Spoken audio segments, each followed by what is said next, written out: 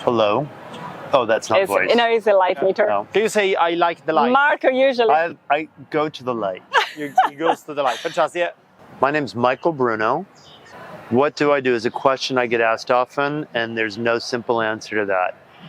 I'm involved in a lot of creative pursuits. One of them is Valley Rock, where we are today, and I'm excited to share that and talk to you about it. My best quality is choosing good friends. My dear, hi. Let's embrace. Hello. Hola. Good afternoon. We brought Europe to Ciao. Ciao. So, my dear, it is fantastic to meet you, finally. Especially because apparently you own half of the state of New York. In my dreams. Yeah. What is it that you don't own? I mean, just it's probably a simple answer. You know, when I first moved to this area, I had no idea what I was getting into. I had a house in the Hamptons for 20 years. I was living in the city. I've lived in lots of other places in Europe and in California. And I saw Tuxedo Park. Whereabouts in Europe? I lived in Paris and had a house in Chantilly. But I spent, you know, a lot of time in the Hamptons, which is a beautiful place. But I came and saw Tuxedo Park. I love old houses. I looked at 5 houses. I came back a week later and bought one, and I've never looked back. It was a place that just keeps surprising you. I mean, I've been. Did you ever look first, or was it like love at first sight? No, I'd never been there. I literally came and looked at houses in February on a gray, awful day. Came back a week later and bought a house because I was just stunned by how beautiful the area was. And it became my love affair with nature that I didn't realize was something that was going to be so strong with you. Yeah, such a strong pull. I mean, I've always skied and I biked and I swim in the ocean. But here you're in nature in a different way. Yes. We're surrounded by 70,000 acres of forever wild with trails and lakes. Yeah, there's a lot, It's so beautiful. And when you're out there in the woods... Do you go hiking? Do you go biking? A lot. I hike mostly because I like being on the trail, away from the roads and everything. You were telling us about Harriman State Park. The first 4 years I lived in Tuxedo, I never really went out on the trails because it was just so beautiful where we live. In our home, in our neighborhood. And then I got involved with Valley Rock Inn, and I thought, what would compel me to invest what needed to be invested to make something special? And it was when I discovered that the connection that we have to the trail system is so incredible, and we're so close to the city. To share that much wild nature with people, it seemed like there'd be a good draw to create this kind of property. And literally, when we were first developing it, and my bookkeeper would have me come in to sign checks for all the work we did, and I would want to cry, I'd get in my car and I'd drive down Seven Lakes Drive through Harriman State Park, and I'd say, oh yeah, free with purchase, 70,000 acres of forever wild parkland. So that's a good perk. It kept me going. It was a nice perk. Yesterday, as I mentioned, you know, I took some friends. We went on a 22-mile bike ride. At the end of the ride, 11 miles out, there's a beautiful swimming lake. We jumped in, we swam, cooled off, got back on our bikes, came back, and had lunch. Is that what so what is your passion about? What drives your heart? Exactly. How did you start? Let's get to the roots. Where did you grow up? I grew up in Westchester. It's a county in New York. Close by. On Long Island Sound, so I was always near the water. And I lived there until I was around, I don't know, 11 or something. Then we moved to Colorado. Okay, your choice? My family, I moved there with my family. We stayed there for, I don't know, 3 or 4 years. Then we moved to California. And I lived in California most of my life. And why did you move again? What year? Yeah, no, from Colorado to California. Why did you move why? It was my parents. My mom was from the West, and my dad was from the East. So they stopped in the middle at first to try that. And then they said, we all wanted to live in California. And my mom was from there. Her family were very early settlers. They were in California when it was still Mexico. So we were fortunate to have in her family, there were some land grants. And we used to go to her family's ranch in the summer and really enjoy a very rustic lifestyle, no electricity. What would you do? Off the grid, sort of. It was very off the grid. Right? We would hike and go fish and get dinner and come back. Nice, And then we would clean them and you know, I don't know, we'd look for Indian heads in the soil, and I don't know what we did as kids. Indian playing. heads in the soil. What does that mean? Well, they would till the soil for the fields, and they're the old yeah. Indian heads they'd put on the end of an arrow for a weapon or to kill an animal or something. Amazing. So we would find those and collect them, and I don't know, we'd spend the summer up there. And do you miss some of those days? you know, the interesting thing is when I first moved to Tuxedo, it reminded me of my earlier days in life because it's such a natural place. The amount of natural beauty is extensive. Yes. And, you know, you have this one corridor that's commercial, but if you go off of that and you start driving, you'll see its natural beauty in every direction. It's kind of incredible. No, the direction I was going with it, if you miss it, you know, is because we're going to talk as well about the challenges that you have in life. And sometimes if you miss something from the past, because it was a great impact. I don't really dwell on the past. You know, I'm always had a history of looking forward. But you preserve it. You love it, right? Thank you for that. I do like. I like to work with historic structures and environments because you mentioned historic. I appreciate them. I appreciate that they were made. I appreciate the design. I've always owned really special, important houses by architects that were from an earlier period and from La Jolla to San Francisco to the Hamptons to here, you know. And I bought a house in Maine now that is a stunningly beautiful house by an important architect that was almost in original condition. So that really appeals to me. So I do like the past in that way. You're right. In that way, okay. You caught me out. But you don't dwell into it. But I have a history of moving every 7 years because I like doing a new adventure. Changing, like in a new But field. Tuxedo will you be moving from Tuxedo? No, I at year 7, I started looking around and I couldn't find anywhere I liked as much, so I stayed. Nice. And then I post to these to find a place where you can settle. Yeah. Thank you. You're going to put with us as well. Would you say it's your happy place? I think I'll be here. I sometimes think, is this where I'm going to be going till the end? I'm not sure, but I'll be there a while still. So you've been an entrepreneur most of your time. When did you start? When did you first start? The very first would be a lemonade stand by the train station. The second would be mowing lawns. Then I had usual jobs, restaurants.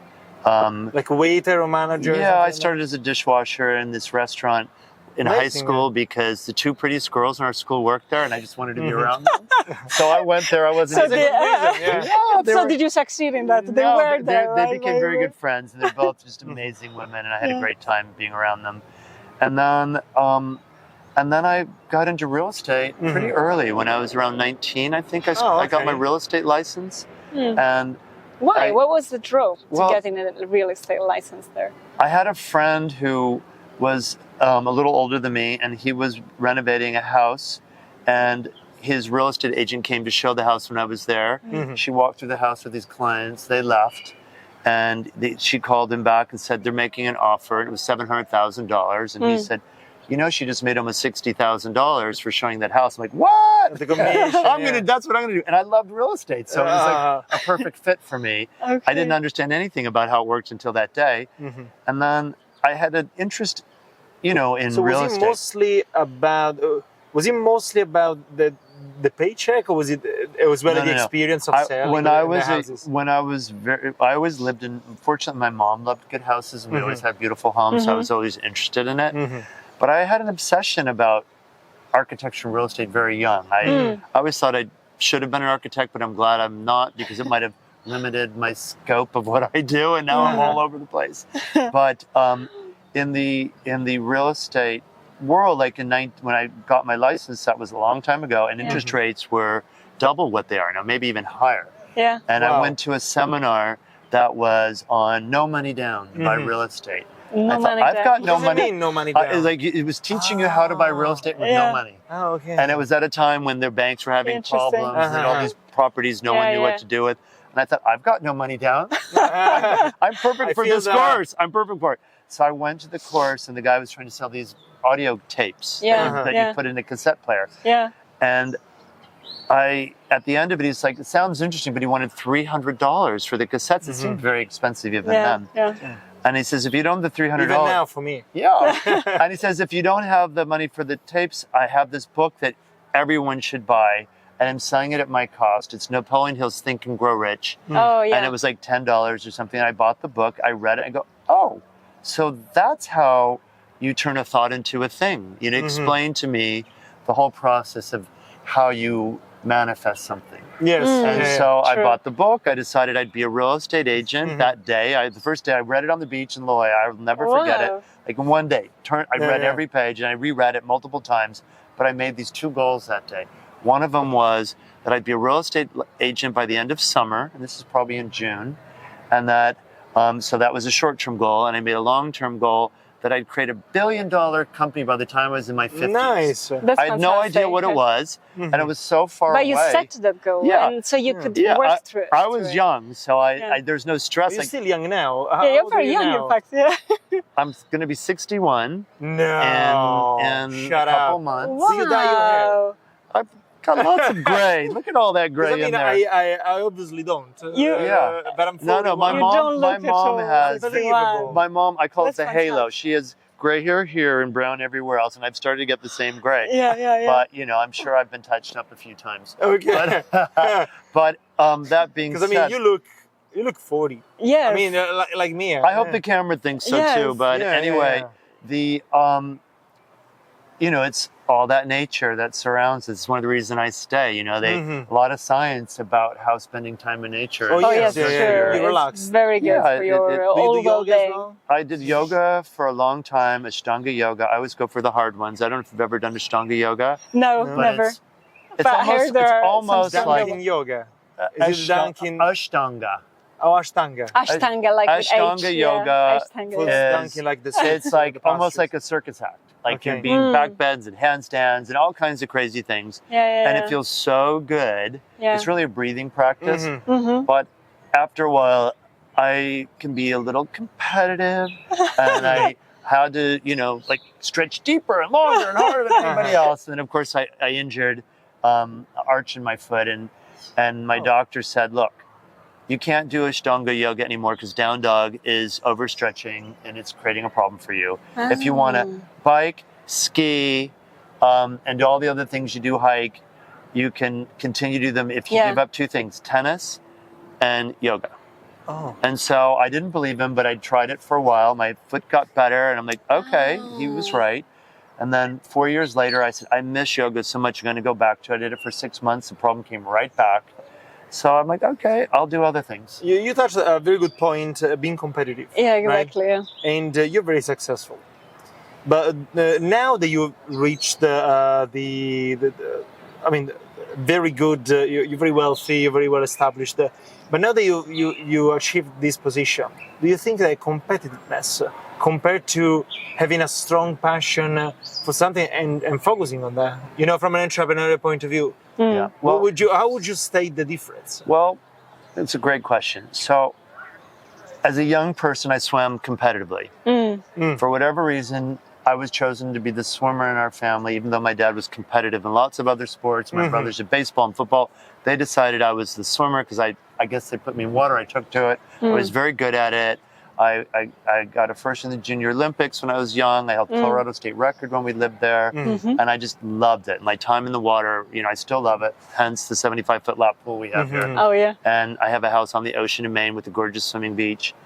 So when you're a competitive, when you're from 0 to 7 years old, which I was, it's ingrained in you. And the odds of it going away are pretty slim.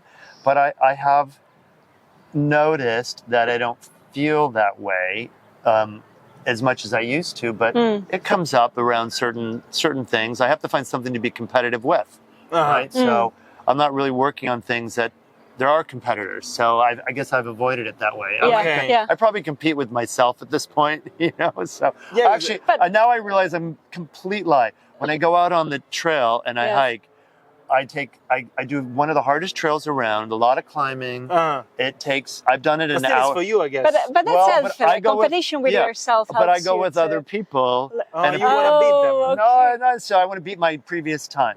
And I torture everyone else. That's good. I torture everyone else who goes with me, though. And now a lot of people won't go with me because I took a friend on it the other day. She thought we were moving pretty fast. And we're like, oh, it was 3 hours. And she said, well, how long does it usually take you? I said, well, my fastest is 1 hour and 58 minutes. She goes, how is it possible? You just did that in an hour. I said, because I run half the way, you know? So anyway, there's a little streak in there that will probably never go away. But I approach it differently. Because something that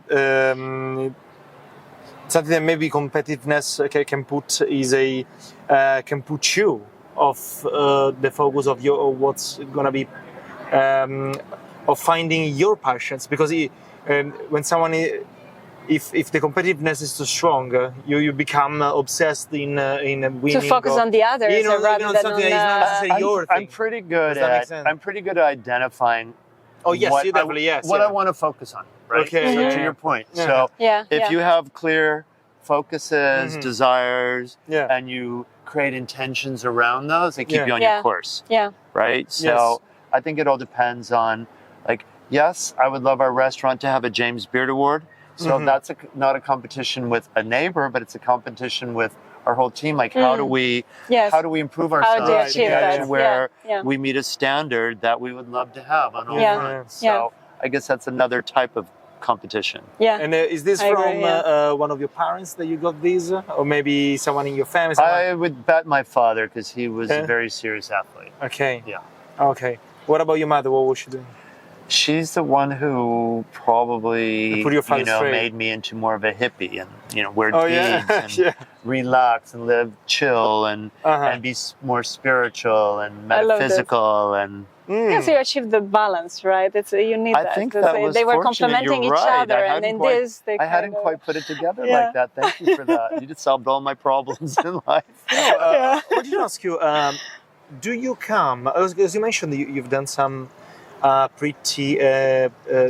you started from zero. You were a wash disher, right? Dishwasher, So I guess you don't come from money, correct? My parents lived comfortably, but they had 6 kids and they weren't, handing out, houses and cars. We had to get our own, So the question is, now that you have achieved incredible success, have you found, and perhaps you have an age where you can evaluate with experience of what has been your past. Have you become maybe more nicer? Maybe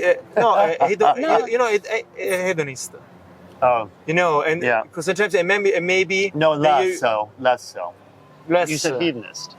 Hedonist, no, I'm less hedonistic than I used to be. Okay. less. How do you value this now? Well, I do put a lot more time and effort into giving back.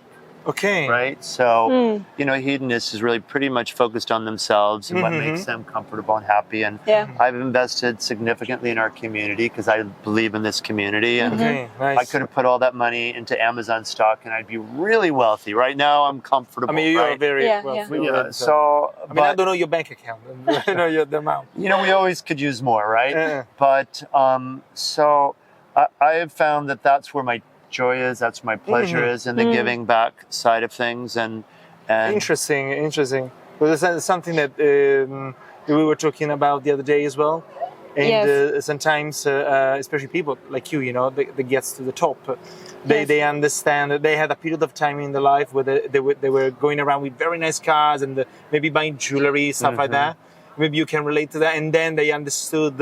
Maybe they sold everything. Now I want to make my car go every last mile it possibly can. I used to get a new car every 2 years. There you go. I do have a vintage 1963 convertible Mercedes that's gorgeous. I had it restored. Nice. And that's sort of my little car toy. But the other cars, like the other day I got something by email from a service called Carfax. And they track all your car's information. I don't even know how they know it. They know how many miles are on my car, everything up to date. And it said, your 2016 BMW. I go, 2016? I don't have a 2016. And then I did the math. I haven't owned a car that long in ages. So now I've been on the hunt. Okay, it's time to get a new car. I have 100,000 miles on it.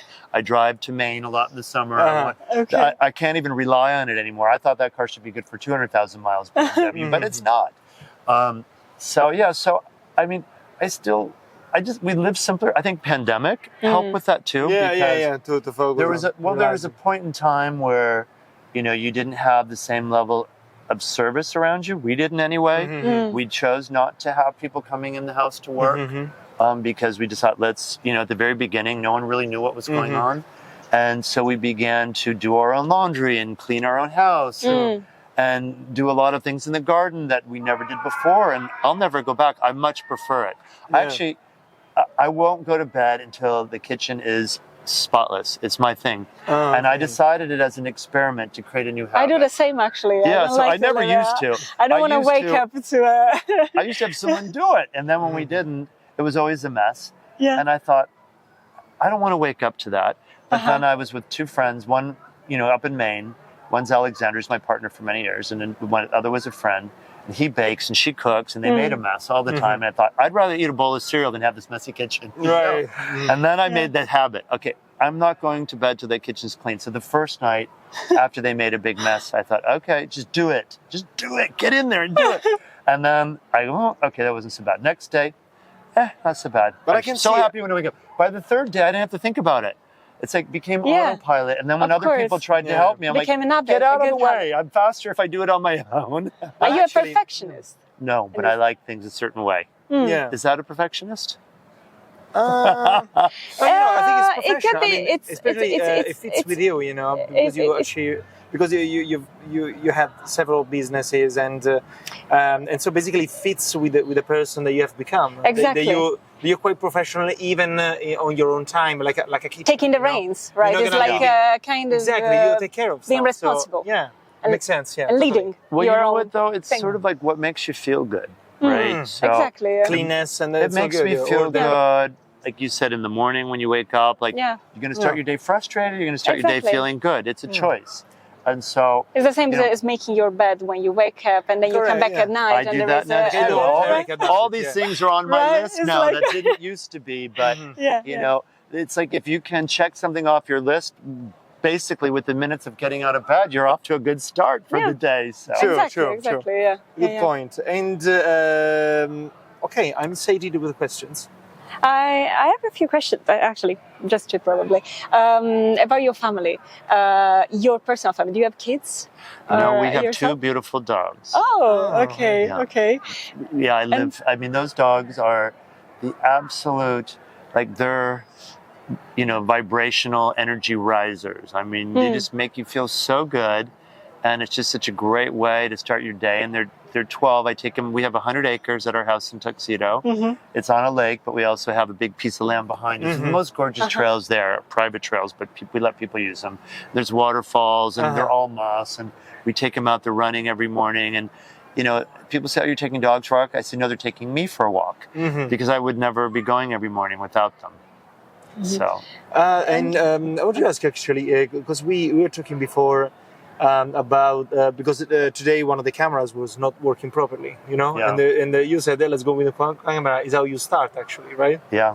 So and which is true. And so, how many businesses do you have now? And because you started, built. Well, the $1 billion one did happen. That was called FirstDibs.com. And I was I moved from La Jolla, where I found that book, read it on the beach. I moved to San Francisco. I thought it was time for a bigger pond. I started selling real estate there. It was mid-90s. And everyone was kind of watching what was happening in Silicon Valley because we were all right there. The rest of the world wasn't that aware, but we were because it was like insular right there. And then companies started going public and the dot-com boom started going. And these young kids who were buying houses were my real estate customers, and I began to learn about the internet and what was so interesting about it. And I thought, okay, I'm going to start a .com. That's how I'm going to make $1 billion business because I didn't have any other path to it. I just make a good one. So I asked a friend, how do you buy a domain name? And he told me, and he says, well, you have to go on to www.networksolutions.com, put in the name you want and buy it. And so I went online, boom, boom, boom, boom, boom. FirstDibs.com, which I wanted because I like the idea of not being an auction, but more like it's a one-of-a-kind item. I only wanted to be involved in one-of-a-kind items because I like unique, special things. And so I thought, okay, boom, whoever gets it first gets it, right? So versus an auction. And then they said, well, you need an email. Give us your email address so we can send you confirmation. Like, oh, I don't have an email address. So then I went and got an email address. Okay. So I had a .com. Then I bought it. Sounds weird because you don't look the age you are, Yeah, exactly. It's like having a 15 years old that tells you there was an internet back at the time. Right? Yeah, there was like Yeah, it's like, we should put the age below the ear just to keep not the name, just the age. So I got an email and I had a .com and I thought, that's it. I'm going to start an internet business, because all the kids who were buying houses said they didn't want to shop for furniture in stores. They wanted to buy it online. So I thought, I'm going to be the one that puts it online for them. And then I was doing very well in real estate because I loved it so much. I mean, literally making over $1 million a year selling houses in my 20s. And the only way to quit that kind of career is to leave town, because you can't avoid the temptation of someone, we want to buy, we want to sell, like, okay. So I thought, okay, I got to give myself a chance. And I decided to move to Paris to start an internet business. And I didn't speak French. And I had just got an email and a domain, and what else did you need? So anyway, that, long story short, eventually that company went public. And when it traded, it was in the first week, like, I think it went up to $1.1 billion. I had sold out. So it was selling. It's an online. It's still a very successful company, and I'm no longer involved. And do you sell furniture? It was. We have a big European marketplace. We have a big U.S. marketplace. It's known as the most beautiful things on earth. If you go there, you're going to see unbelievable vintage jewelry, vintage fashion, amazing, vintage furniture, very 20th century furniture. I mean, it's Is that the best company that you've done? Is that the number one? It was a very fun company that I did. I mean, and the best is what I'm doing right now. I mean, I love Valley Rock, but I have a new project that I just actually submitted a new app to the App Store on Friday. Oh, okay, what does it do? It's private right now. It won't be available to the public for maybe 2 months. I just want to share it with a few people, and we built it for 3 years. I've never spent 3 years building something without sharing it. Is it something related always to antiques? Well, it's called estate? No, it's related to your state of mind.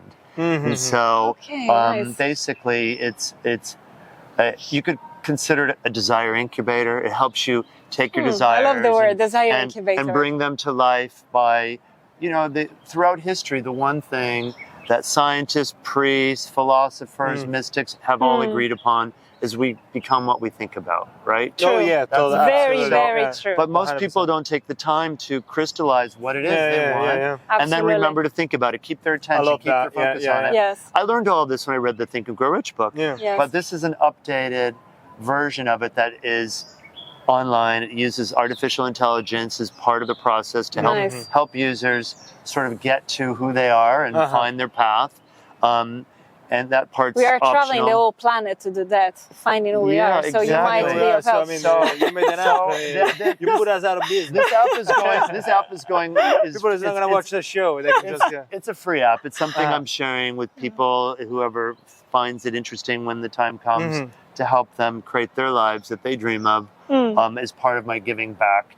Of course, we accept contributions because I want it to grow into something that could become its own entity, so that it never has to be subjected to like investors or people who have whims, and it could become operated by a foundation or something eventually, so it can continue to learn and advance and help people learn and advance. And I mean, I'm not afraid of artificial intelligence. I know many people talk about that, but for me, I wish it would be better. I wish it would be better. It's like, Apple, what's going on with the AI on my phone? It's terrible. I mean, I wish it was great. Like, once you get used to it, I think it should be refined. Yeah, I think it will take time. I use the phone just a few times a day. Good for you. I live my life by text because I don't want to take the time to have phone calls that take too long. But I only make phone calls when I'm in my car. Yeah. I've got a question that I just noticed, your socks, right? And those are not really summer socks. Am I right? They're cotton. They're very cozy. I hike in them. Yeah, they're cotton, so they're cool. Are they cool? Yeah. You sure? Yeah. That's something that I would use in winter. I wear them in the winter too. I put them on today because I like the color. Okay. I love the color. Yeah. And it's not. I don't want to know what's going on in your boots. Oh yeah, no. It's all. These are motorcycle boots. I like them because they're good on construction projects that I'm off and on because. They're strong. If something drops, it doesn't hurt you. It doesn't hurt you. Yeah. And I like to go out on bikes, but not on these. Okay, sorry for bringing this up. I had in my mind. I wasn't focusing. He's got pink socks on. I said I gotta ask. And puka shells. I love that. Unrelated. You built, or Really? maybe related. Who knows? You don't want to continue this conversation about socks. I know they say that wool and cotton are the best at auto-regulating in the temperature. winter, you don't want to wear cotton right? out on trails. Exactly. Because the cotton kills. Cotton kills. When you're out on a trail in the winter, cotton kills because it gets moisture and it holds moisture. So while wool is much better. Yeah, and then if you're cold and damp and in cotton, it'll kill you. It will kill you. You don't want to be killed. So definitely unrelated. Building all of these businesses during your personal journey, what has been the biggest challenge that you encounter? And then maybe you are still encountering and still solving. Maybe with yourself. Maybe yourself. I mean, I think that, I don't know that, I keep a list of current challenges I'm working on, and none of them are that deep. They're more challenges on stepping stones for me, challenges are. So there's not one thing that's challenged me that continues to challenge me. Yes. I use a challenge as a way to take a quantum leap in life. So if you want to take a quantum leap, you have to create radical behavior change. Yes. So if you have to think like, okay, well, what do I want to change right now? Because if you want to change something, you got to change something, right? So radical behavior change, it takes a little while for your nervous system to believe you, right? So if you're making a change, you have to stick at it. But at some point, it's going to go, oh, it's real, and then you react to it. So I use challenges. Or you change it. True. You change the vision, the words you say, the way you. It's just the old. I mean, sometimes I'll use a challenge that is like, hike the 5 hills on the trail that I love. 10 times this month, just because I'm trying to up my fitness. Like I was going surfing for the first time this winter, and I've never surfed. I didn't really know what muscles I needed. So I was just cranking out all these hiking days because I just wanted to get as fit as I could feel. And on the last day of the month, when I had one more hike to do, and it was March, so it was kind of, or maybe it was even earlier. I don't know what month it was, but it was cold and it was damp.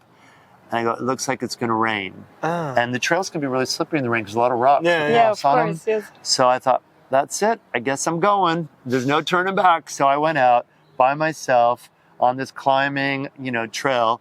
And I thought, okay, I'm going to just, at the top of each hill, it's a 7 hills trail, but I like to do 5 hills because it's longer. You have to loop back. 7, you go straight through. But I told my sister and Alexander that I would text them from the top of each hill. So if they didn't hear from me, they would know what hill I was between. Like we haven't heard from him from hill 2 to hill 3, he's somewhere in the middle. But so challenges. Did they tell you that they were worried, or that they were fine? They were drinking champagne. They used to worry about me. They were so worried about you. They used to worry. They don't worry anymore. Like I don't know. Maybe we'll get lucky. He won't come back. I get that. I get that as well. Yeah.